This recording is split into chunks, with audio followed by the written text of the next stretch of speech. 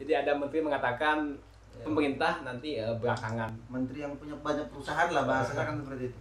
Tapi berarti kita nih sebagai rakyat kecil mesti divaksin duluan nih. Jadi ibaratnya kalau kita kelinci percobaannya lah. Jadi kalau seandainya vaksin itu bekerja dan tidak, kita kayak quality control. Ya. Tapi gini. Mengenai vaksin ini kalian sepakat gak sih mesti ada vaksin ataukah sepakat gak sih masyarakat itu divaksin itu? Sepakat. Sepakat. Bukan cuma masyarakat ya, semua orang Indonesia harus divaksin. Karena COVID ini bagi saya bukan hal yang remeh gitu loh. Maksudnya bukan hal yang remeh, kenapa? Semua orang kena dampak. Iya, gitu. betul. Nah, maka untuk menghilangkan dampak pandemi ini COVID, maka harus divaksin. Gitu loh. Kita semua masyarakat Indonesia harus divaksin. Memang kalau misalnya kita katakan kita tidak divaksin, ya ini tidak bisa terselesaikan gitu loh bahasanya. Ya kalau orang banyak bilang ini hoax lah, apalah, konspirasi lah, yang mungkin ada benarnya, tetapi kita tidak bisa menyangkal dong bahwa COVID itu ada betul gitu, bahwa COVID itu ya, ada. betul sih. Ada banyak mengatakan ya konspirasi bahwa ini hoax dan ini dan sebagainya. Itu kan menjadi ini ya pandangan setiap orang. Tapi kita tidak bisa menyangka bahwa si COVID ini memang ada.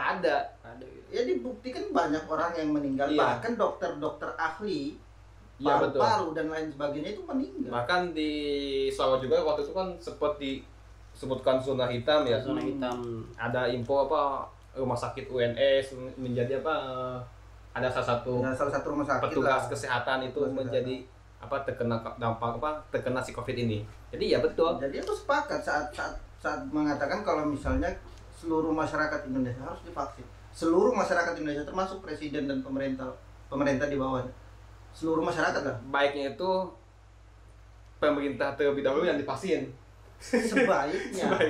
Bahkan ini pemerintah ini ya, kalau saya baca di media itu presiden Filipina itu Duterte itu kan dia Filipina akan menggunakan vaksin dari Rusia. Dia mengatakan saya bersedia menjadi orang pertama untuk divaksin.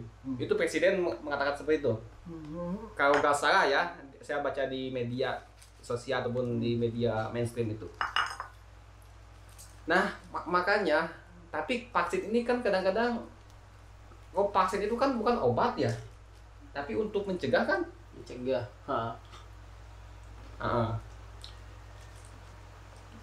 Saya mencegah, emang sih penting.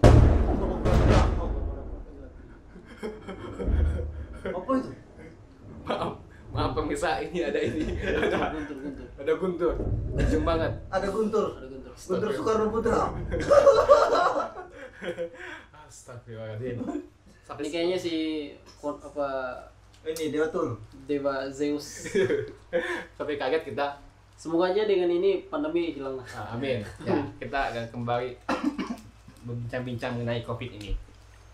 Nah gini coy, karena akibat COVID ini ya, saya baca di beberapa media ini ya, ada mungkin penangkapan salah satu musisi Indonesia ditangkap akibat dianggap sebagai mencemarkan nama baik itu akibat COVID ya. Jadi ya si musisi ini kan sebut aja drummernya SID.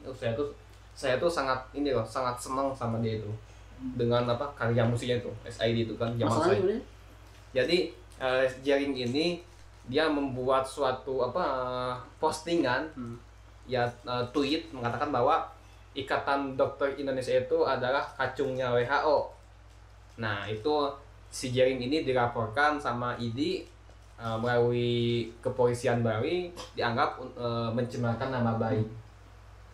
Hanya Jering ini diperiksa oleh kepolisian dan sekarang ini sudah ditetapkan sebagai tersangka tersangka pencemaran nama baik. Mungkin kasusnya akan diproses lebih jauh. Yang pasti kalau udah tersangka itu dia akan ini ya menjalani proses hukum juga. Nah, pemberdayaan. bahkan dia dikenakan ini undang-undang apa ITE ini ya. Jadi kan ITE ini kan bagi aku tuh gitu lah suatu undang-undang yang kita mesti hati-hati kalau mau berbicara ya. Betul. Jadi kadang-kadang kita hidup di Indonesia sebagai negara demokrasi, tapi kita tetap mesti hati-hati. Tidak sembarangan kita bebas mengungkapkan pendapat, karena kadang-kadang pendapat itu membuat kita nanti menjadi suatu bumerang buat kita. Jadi kita itu bebas namun gitu ya. Nah, kan udah baca infonya sih mengenai ini Sabar. jaring ini. Udah beberapa ini media sosial ya juga memberitakan itu terkait jaring situ kan. Jaring ini Ya kan dia mengadakan sebuah aksi massa di Bali kan yang itu gitu. tolak rapid test. Ya, tolak rapid test itu, tolak swab dan lain sebagainya itu dia tolak dengan beberapa teman-temannya kan. Ya memang ya saat-saat pandemi seperti ini undang-undang IT itu menjadi senjata ampuh pemerintah untuk membungkam mahasiswa, termasuk rapid test gitu loh. Mahal coba itu. Bukan masalah mahalnya coy, ada 3 mahasiswa di Kalimantan itu ingin mengadvokasi terkait pertambangan kalau tidak salah. Itu didatangi orang-orang yang menyamar jadi kayak tim kesehatan untuk merapid test di sebuah secret organisasi mereka. Itu Iya, ada di berita itu. Terus dites beberapa kali dinyatakan positif terjangkit virus corona. Nah,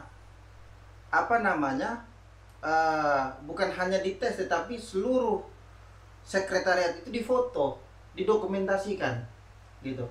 Dan maksudnya membawa paksa 3 orang ini untuk dikarantina, diisolasi itu. Tetapi pas sampai di sana itu mereka dianggurin, dibiarin saja seperti itu. Bahkan dikonfirmasi ke pimpinan rumah sakit itu, dan pimpinan rumah sakit itu tidak tahu apa-apa soal itu. ini yang merapid testnya petugas kesehatan bukan? Ya itulah, wallahu alam lah bahasanya itu. Ibaratnya seperti itulah. Nah, itu salah satu rapid test membungkam aktivis-aktivis itu dengan cara seperti itu. Jadi misalnya kalau kita nih mau buat aksi massa gitu kan, bisa saja sebelum kita buat aksi massa itu ya mohon maaf kita tidak tahu entah itu suruhan pemerintah kah atau suruhan perusahaan kah dan lain sebagainya, bisa menyamar jadi orang kesehatan dan merapid tes kita tanpa kita tahu ini benar valid atau tidak, kita sudah diangkut untuk dikarantina. Dianggap ini ya iya, positif ya. Iya, positif. Itu salah satu pembungkaman aktivis dengan jalur rapid test. Itu ada videonya, ada beritanya, Bang. Jadi ya emang ada sumbernya ya. Nah, itu. Jadi tapi gini, kita kembali ke si jaring ini. Jadi kan si jaring ini kan dia dilaporkan akibat postingan tulisannya bahwa dia mengatakan ID itu adalah kacung WHO. Ya mungkin kenapa dia mengatakan seperti itu, mungkin dia punya suatu teori itu pun suatu pandangan ya. Karena kan selama ini dia itu sangat betul-betul getol mengatakan WHO konspirasi ini dan sebagainya. Tapi kalau membicarakan mengenai postingannya itu apakah pantas si jaring ini dapat dikenakan undang-undang ITE? Nah, itu dia. Itu yang jadi kayak pertanyaan besar kita gitu. Sama kayak tadi undang-undang ITE itu jadi senjata gitu. Kenapa seperti yang pernyataan seperti itu? Oke lah, kita mungkin berpandangan pernyataan seperti itu tidak seharusnya dilontarkan gitu. Tapi kenapa harus sampai dengan ditersangkakan seperti itu? Ya udah, tanya dulu gitu, maksudnya seperti apa? Apakah dia punya data yang valid tentang hal itu? Gitu. Kalau seandainya dia mengatakan bahwa ini merupakan kacung dari WHO, apa dasarnya gitu? Nah, kenapa nggak ditanya dulu segala macam? Kenapa langsung ketika bertentangan dengan hal-hal yang dikumandangkan oleh pemerintah itu dinyatakan sebagai sesuatu yang salah. Nah, di mana letak kritiknya gitu? Di mana letak demokrasinya gitu? Mungkin gitu ya, kadang-kadang bagi aku tuh Jering ini bukan orang bodoh ya. Setahu aku dia itu juga bacaan dia juga senang membaca buku-buku berat juga. Makanya saat ketika dia mengumandangkan teori-teori konspirasi ini nih, dia pasti punya dasar, punya suatu pijakan. Makanya ketika dia mengatakan ceritanya bahwa itu adalah kacung WHO, mungkin dia juga punya dasar juga. Namun saat ini ya dia ini sudah menjadi tersangka, dan kalau saya itu dia mungkin akan dapat ancaman hukuman itu sampai 6 tahun. Lama 6 tahun itu cuy. Ini masalahnya itu di undang-undang kita ini loh, terlalu abstrak, kayak tidak punya tolak ukur yang pas gitu. Mana yang seharusnya diucapkan, mana yang seharusnya ditweet, mana yang seharusnya ditulis gitu. Maksudnya kata-kata apa? Kayak misalkan nih, kalau seandainya di undang-undang itu melarang tentang bahasa yang seperti ini gitu, kayak kan dituliskan cuman yang tidak sesuai, ada beberapa ini yang tidak sesuai itu yang seperti apa gitu, kata apa yang tidak sesuai, kalimat yang seperti apa yang tidak sesuai, tidak membuat standar yang ini gitu, yang jelas gitu. Jadi ketika kita yang ini nggak boleh gitu, yang ini nggak boleh, yang ini ini yang masuk dalam ranah kritik, ini yang masuk ranah bukan kritik, ranah udah masuk ranah pidana gitu. Nah itu yang jelasnya, jadi makanya masih kayak pasal, orang bilang pasal abstrak, pasal karet segala macam kayak gitu, kayak tidak jelas standarnya di mana sih, standarnya gimana sih yang kita mau, standar kritik itu seperti apa gitu. Apakah standar kritik itu yang kita membenarkan semua pernyataan dari pemerintah meskipun ya cuma memperhalus, kayak misalkan kita mengkritik ini seharusnya salah, seharusnya seperti ini gitu. Karena tipe-tipe orang mengkritik kan beda-beda gitu. Iya betul. Ada tipe-tipe orang kritik kan beda-beda. Apakah tipe kritik yang diharuskan oleh pemerintah tuh ya kemauan semua pemerintah doang gitu? Kritiknya tuh seharusnya seperti ini, standar yang dibuat oleh pemerintah gitu. Apakah seperti itu, atau ya udah demokrasi, ya udah kritik yang sesuai dengan memang, misalkan gaya bahasa tiap dua orang beda gitu, tipe orang berbeda-beda gitu ketika mengkritik. Nah otomatis berbeda pula cara mengkritiknya gitu. Ada yang keras, ada yang lembut, ada pula yang lebih keras lagi. Nah ini yang kita tidak negara tidak membuat standar tertentu tentang undang-undang kita ini. Kadang-kadang kan betul sih yang dikatakan bahwa mengkritik itu kan ada yang secara lembut bahasanya, ada yang sedikit naik, agak sedikit keras, bahkan ada sampai yang kasar.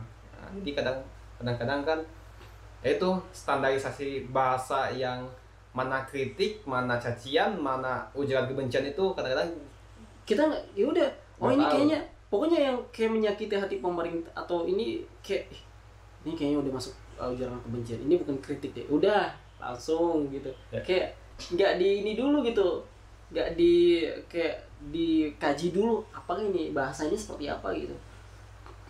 Itu ya jadi mesti kita bahas tadi pandemi, bukan bahas itu. Iya, boleh ya ternyata. Makanya saya diam saja gitu. Makanya pengen potong tapi nggak enak. Karena udah bahas sampai dengan Jering tadi, sampai dengan kasusnya Jering. Itu larinya udah ke sana gitu. Tapi pada konten kali ini jangan terlalu jauh sana, lu fokus ke pandemi dulu. Berbicara pandemi, kita berbicara dampak pandemi dan lain sebagainya, termasuk pendidikan yang sebenarnya juga harus kita bahas di awal tadi kan. Jadi ini enggak bro, kalau seandainya kita bicara tentang dampak pandemi ini, dampak psikologis juga ada. Iya. Dampak psikologis mungkin ini kita cuma berasumsi ya, mungkin juga si Jaren itu mengeluarkan pendapat mungkin karena dampak dari pandemi juga gitu. Karena psikologis PSBB gitu. Iya, pasti. Emang akhirnya dia kan dia ngomong kayak gitu kan karena Dia kesian. pandemi. Iya maksudnya dampak psiologisnya diperiksa psikologisnya seperti apa gitu. Apakah dia mengeluarkan statement itu lewat data-data ataukah karena berhari-hari atau berbulan-bulan di dalam rumah jadi terganggu kejiwaannya seperti itu. Nah, akhirnya bukan penjara yang menjadi tempat maksud Anda di rumah sakit jiwa. Maksudnya ke rumah sakit. Nah, itu kan yang psikiater psikiater gitu. Solusinya jadi